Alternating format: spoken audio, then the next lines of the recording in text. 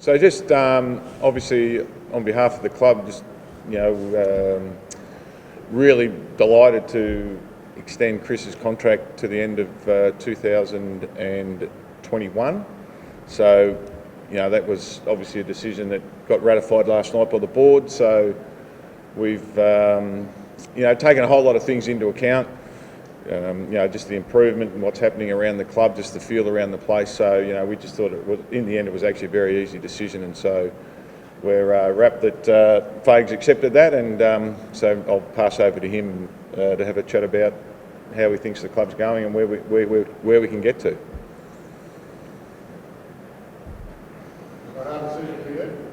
For me, no. I feel like a lot of the hard work's been done over the last couple of years, and we can see that the team's really starting to get a little bit of belief and become way more competitive this year. So, I was just thrilled that a year before they had to, the club extended my contract, and it gives us a lot of confidence going forward. And I think this group can really start to challenge in the next few years, and that's the expectation. And if they don't, I don't think I've done my job as a coach, so the next 3 years are going to be critical to our growth and our development. What are you most proud of the time that you've been here so far? That's a hard question to answer. There's been lots of little individual things, but I think the most important thing that's happened is that we've created an environment here, and not just me, but all our coaches and Dave Noble and everyone that works in the footy department, created an environment where our players are really happy to come here every day. They feel like they're improving. They can see that they are each week when they play, and that's probably the most pleasing thing. That's taken a bit of time and a bit of patience, but it's here with us now, and it's the right sort of environment and the right sort of culture for us to go forward. Chris, I'm sure when you came here with that markers and expectations over your 3 years, are you where you I must admit I wasn't sure when I first came, because I didn't really know what I was walking into, and it took best part of 12 months to understand the group and where they were coming from, and for them to sort of start to think big. So this year's been a little bit more pointed. We definitely wanted to improve, particularly defensively. 2 years ago, the points against average was 130 odd points a game. I think it's down to about 92 or 93 at the moment. So that was a big focus for us, and we've come a long way in that regard. But there's still lots of work for us to do. But that was probably the biggest one, to improve defensively, not leak so much, not to be so easy to play against. That brings a step forward this year. Win loss steady, but when you count all the close ones that got away from you, look at the percentage and how much that's improved.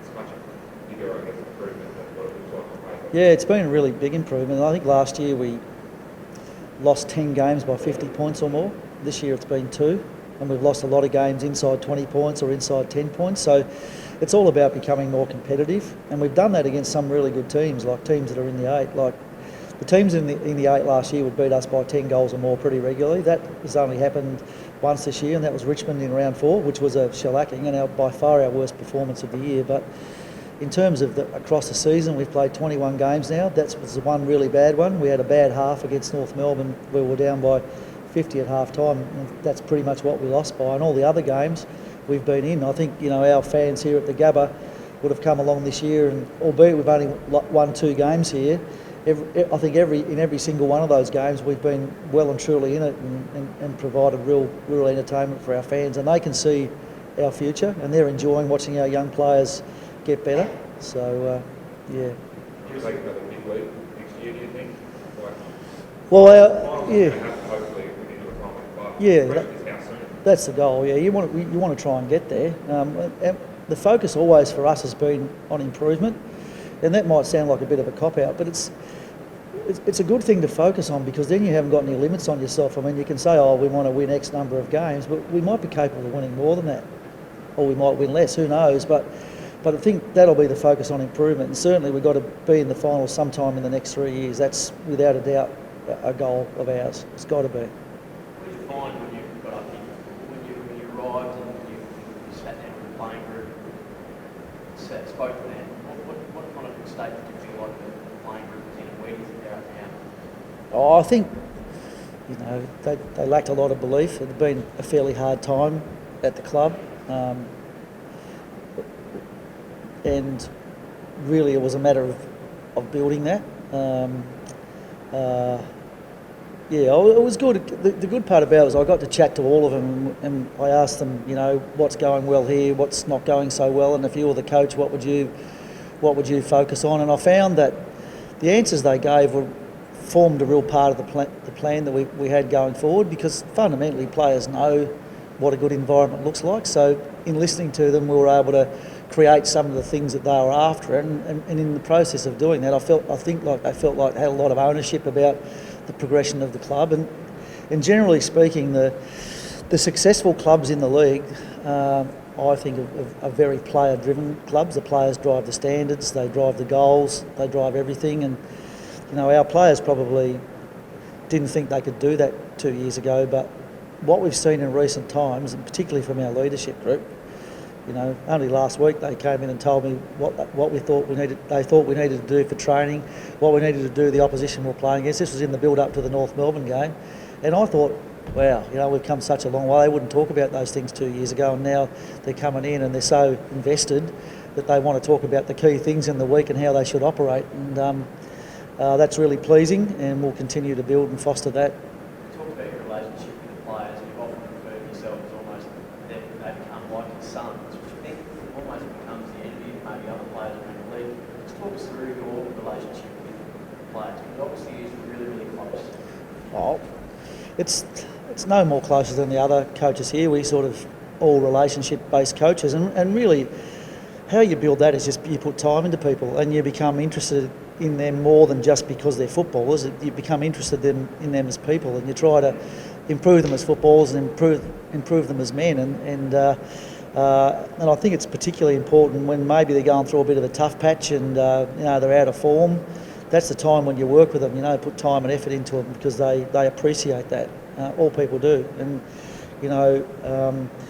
around our footy club, whether you be a player or a person that works here on the staff, we value effort, and we say thank you a lot, and just generally try to make it a good place to be. And they're underrated things.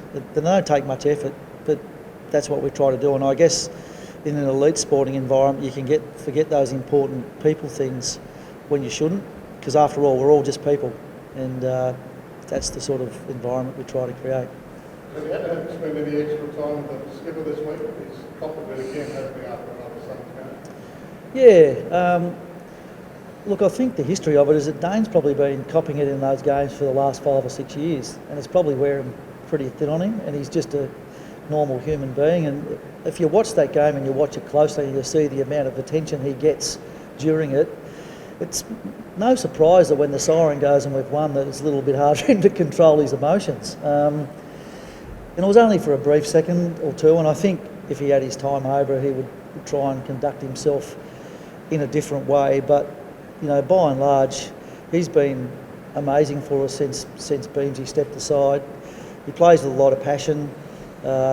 He's brought a lot of energy to the role, and,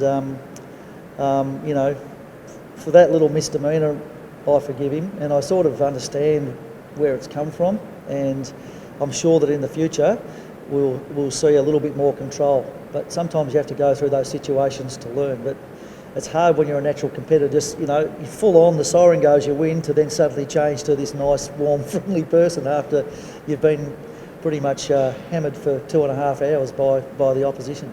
After the incident, the first few clashes, the same thing said, those gaps time again. I don't think this one was as big and as bad as that one. No, it wasn't. Yeah, so I think it's really easy for all of us sitting back and observing to make those comments. It's a lot harder when you're the bloke that's actually copped the physical attention for 2.5 hours to remain composed when the siren goes. So I thought it wasn't that big a deal this weekend. The cameras were obviously on them. I didn't see the cameras highlight all the whacks and knocks he got from the bloke who was playing on him during the game, and no one talked about that as being bad sportsmanship or anything like that. So I think, we need to keep a little bit of a balance in our commentary on that. Swanny, you got the coach now. Yep. You've changed things in the last couple of years. What else needs to happen for this club to get where it was about 15 years ago, to become a big AFL club again? Yeah, no, look, it's a really good point. I think I'm going to give a gratuitous plug here as well, but one of the really good things about the coach is he was sponsored by the Coffee Club, so they've actually rolled out for another couple of years as well. I see you've got a cup there, That's so good. so that's a really good thing. But no, There's actually coffee in this too. I'm not sure that was seamless, but anyway, I'm giving them a plug there. But no, but it actually indicates, like, we think it's a really good sign that, you know, they came on board a couple of years ago and it extended and actually gone up a level with their involvement at the club. So I think that's, you know, those things are signs that people, you know, we've touched on the fans and the members, but corporately, you know, really solid back half of the year for us as well. Certainly from a Gates perspective, you know, our attendances have gone up markedly in, you know, their last 4 or 5 home games. So yeah, look, the only way you become a big club is to win. You know, that's how you become a big club. And you know, we're really keen to get on Easter Thursday next year, get back to that marquee game where hopefully we get to play Collingwood up here on Easter Thursday. We get back on, you know, Paddy's free-to-air on Channel 7 a bit more. Another plug, Paddy. But, you know, we need to do that to become a big club, because this year we've only had one game on free-to-air TV. But, you know, Chris has got us playing a really attractive brand of football. We think that next year we will get more coverage. And, you know, once that happens, people get to see how exciting our list is, and, you know, our young blokes.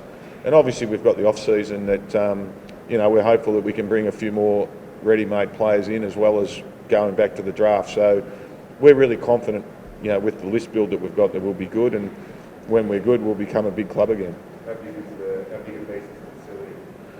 Yeah, facility's important. So, you know, I was in Canberra on Monday, and we're still talking, and hopefully we can get some resolution around that by the end of this year. So we're confident we will, but you know, that's just, we'll see. There was a few things going on actually when I was down there, so it was hard to get people concentrating. But no, that's all going okay. But the facility, you know, we've appointed architects and things like that now, so we're moving ahead like it's going to happen. So hopefully we can get some resolution around that, you know, as I said, before the end of the year.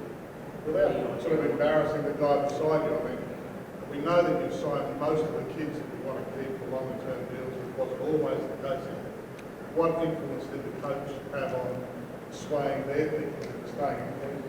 Oh no, look, massive, and that's been, you know, that's one of the things when, as I said before the board, it was a bit of a no-brainer to, you know, re-sign Chris, but it is because of all those things. You know, it's a really happy environment. All the kids have re-signed, and you know, they're signed for longer term. You know, every single one of them really that we've wanted to. And I think, you know, even in the off season, we've actually, to sort of come back to that point about when you become a big club, it's when people actually want to come to you rather than people trying to get out of the place. And, you know, through our list management group, I think we've had good conversations with various managers and players that have got some interest in coming to Brisbane now. So, and that absolutely comes back to, you know, the respect that the coach has got. And, you know, just around the competition, people are seeing that, you know, this place looks like it's starting to head in the right direction. You know, there's been a few false dawns along the way, but, you know, we are playing some good footy. We've pushed really good teams. So, you know, it's been a massive part of it for sure. Thanks for you. On the flip side of that, how important is the support from the club being to say, right, we know we're in a win-loss industry, it can be brutal times, we're actually going to park that now. We're going to just let you go about rebuilding, let's build this up and not put restraints on you like you've got to win this many games. You've got to get this. I'm sure you've got KPIs, but how important is that support being Swanny and Dave down for you to do what you need to do? It's incredibly important. You know, you look at the great clubs in the leagues. In our league, they're really stable clubs, and they don't panic. And the board and Swanny and Noves made it really clear to me that the rebuild of the Brisbane Footy Club was going to take a little while, and that they were going to, you know, stick by me and the other coaches through that process, so that we come out the other end, because that is our best chance to be successful. I mean, chopping and changing doesn't really get you anywhere. In all sports across the world, that stability if you study it, is extremely important. So I'm really grateful for it, and that's why I'm so thrilled that, you know, my contract's been extended now when it could have waited until the end of next year. So that's, you know, makes us all feel good that we're on the right track. Chris, you've been with 2 clubs that have built, I suppose, to a lot of success. Do you see any parallels with this club that you Yeah, I must admit, last year when I turned up, I started studying the rebuilds of footy clubs and what they look like and how they progressed, and you know, I can see similarities to Hawthorn. I wasn't there when Clarko first turned up, to be honest. I was lucky enough to turn up in 2008 and were able to win a Flagan that year, but he'd already been there for 3 or 4 years. But if you look at wins and losses and percentage and all those sorts of things and the things that they did to rebuild that club, we're doing similar things here, and it's a good sign. If ever there was a chance of being top 2 side, this week is probably one of the best chances you get. The Eagles are missing some pretty important players.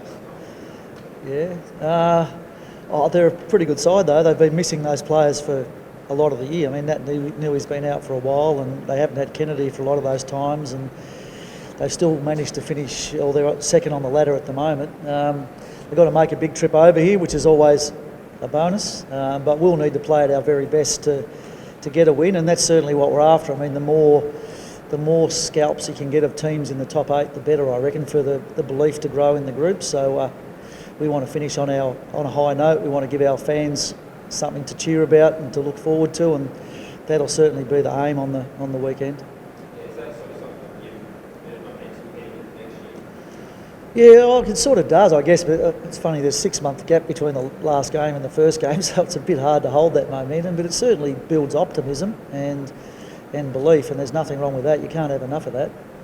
Moving forward, we've seen how far the young guys have come. Greg touched on this before, in terms of playing careers and stuff, but also going to the draft. What holes are there, areas that need to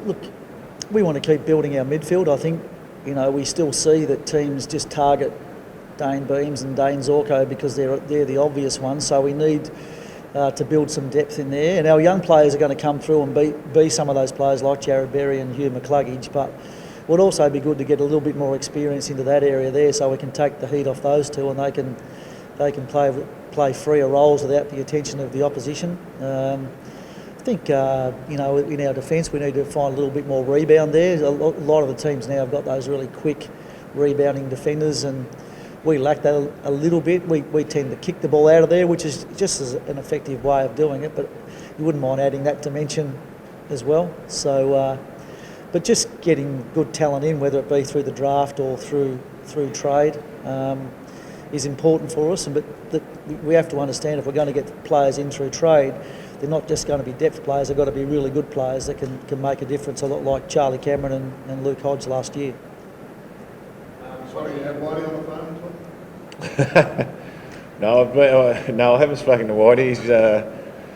He's probably a bit like the Prime Minister. He's got a few things happening there. He's busy there. Yeah, I mean, but they're still going well. I mean, they had a great win last week. So yeah, but he's had.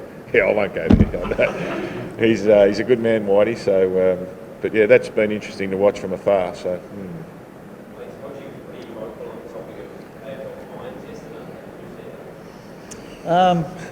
Luke's always been one to speak his mind, and I can understand where he's coming from.